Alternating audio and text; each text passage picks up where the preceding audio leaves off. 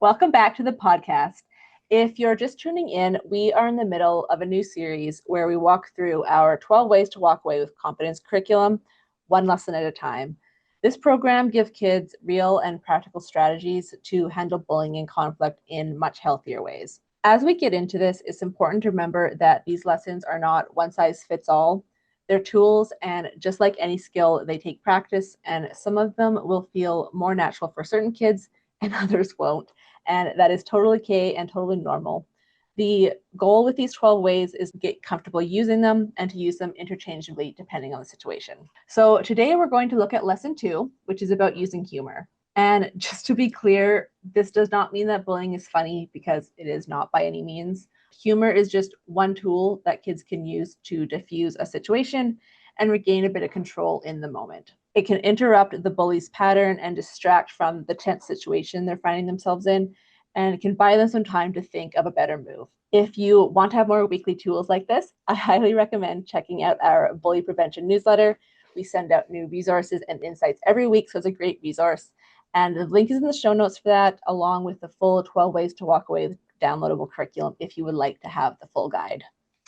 All right, Gary, when you first introduce humor as a way to handle conflict for kids, how do the kids kind of react to that? When I first brought the subject up, they didn't quite understand, because to your earlier point, bullying is not funny. Mm-hmm. So what I tried to explain was that you can turn an insult into something very, very funny. Mm-hmm. And I said, probably the most appropriate time to use humor is when you're being insulted. And so I asked the class, what are some of the insults that kids tell you? You know, it would be around, well, you have 4 eyes, or you're fat, or you're ugly, or you're stupid. So we started to play off of that.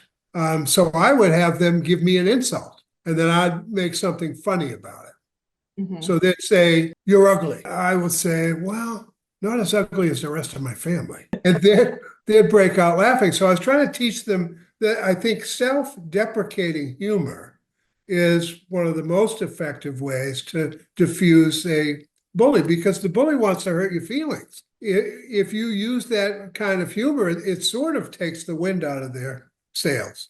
It does. You're kind of agreeing with them and then just turning it into a funny situation that then they don't know how to react to. Yes, exactly. So, you know, they'd be hurling everything at me, and I'd just turn it around. I know. So this is not what kids do, but as Canadians, something we do a lot is that if someone says something that we find, especially kind of online, something that's ridiculous, like, do you have sidewalks? Like just a very silly question, trying to like poke the bear, basically. Yeah. We will go into extremely sarcastic responses of like, oh yes, and we also have our house hippos and our igloos, but you know, sometimes the sidewalks don't quite reach the igloos, so it just makes it into this like really ridiculous thing. Yeah, no, that's how it is, and they get it immediately. You know, it begins to diffuse it. But like the other popular one was, you know, he called me fat, and I'd say, well, okay, a good way to deal with that is say, well, I'm not nearly as fat as I would be because they have to gate me off from the food when I go home. Yeah. So that's like, and the kids were roaring laughing, but they got the idea that even though it's self-deprecating, they don't really mean it about themselves. They're just trying to turn it around and diffuse what that bully's saying. Exactly. Yeah. It's definitely not taking about whatever you're saying about yourself to heart. It's just lightening the mood and making it so ridiculous that they don't know what to do. or you 4 eyes because you wear glasses. Well, you know, well, I need 6 because I still can't see right. So yeah, those are all great ones. So yeah, once kids start to understand that, they see what we're trying to go with this. Yeah, and then we would just practice it, insults at them, and have them come back at me. A little slow at first, but the more you practice it, the quicker they become with it. And then it's a tool that they'll put right in their back pocket. Absolutely. Then they've had that practice and know what to do when they encounter that situation. Yes. When we usually start this lesson, we usually like to ask kids a couple questions, just like we had in last week's podcast. I do encourage you to kind of pause after each question and think about it yourself too, because again, just like all of our resources, they're meant for kids, but as adults, you can find them extremely helpful too. So the first question is, why do you think using humor might be good to use with a bully? So just pause and think about that one. And the second one is, do you think it helps keep the situation from getting scary? Even if the bully doesn't laugh, could humor still take the wind out of their sails and diffuse the situation? And finally, what is the difference between having fun with someone versus making fun of them? And I think that last question is really key to this, because we are not encouraging kids to make jokes at someone else's expense when they're doing this, because that can really just make the situation a lot worse and turn them into a bully too. But when we're able to use humor in kind of that playful and that lighthearted way, using that self-deprecating humor, it doesn't necessarily put anyone down, but it can adjust with the situation and what is happening in that. Is there a way you like to kind of help kids understand the difference of using humor, of being able to help versus kind of hurting? Absolutely. I always had one of my sons teaching with me. I would demonstrate that on my son. So they'd hurl out the insults and say, well, you're stupid. And then I'd say, well, I'm not nearly as stupid as he is. Yeah. So that's not I mean, that's being a bully to him. Or you're fat. Well, he used to be much fatter than me. But, and so so if you're rolling it into someone else rather than the hypothetical, or if you're the only one in the room, then you can say, well, you should see my family, because they're not being hurt by it. But you don't directly want to hurt someone that's in the room with you or someone everyone knows. Yeah, and then after I'd insult them, I'd ask the class, is that the right thing to do? I'll say, no, right. Yeah, okay. So they can recognize the different situations.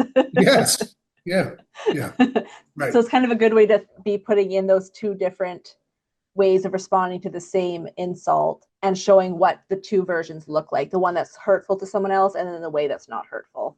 Yes. The main point of this lesson here is the goal is to use humor to distract the bully and to kind of interrupt whatever threat is happening, so that while the bully is reacting to something that you're saying is probably quite unexpected or silly, depending on what your response is, they're not probably focused on hurting you or someone else in that moment. And that little bit of time gives either the child who's doing it or someone else in the vicinity time to make a plan and think and potentially get away or use another tool, depending on what's happening. Something with this that I think kids can get caught up in is thinking that not everyone is naturally funny. I personally don't think I'm naturally funny, so it's never a strategy that I felt comfortable using when I was younger, or honestly quite till today. It just doesn't really come naturally to me. But I think the great thing about this curriculum is that you don't have to master every single strategy, because there's so many different ones that you can use. And that goes back to what we said earlier about picking and choosing what you're using. But still, with having said that, it is important to actually be practicing using humor, because it's a skill that you can develop the more you're practicing it.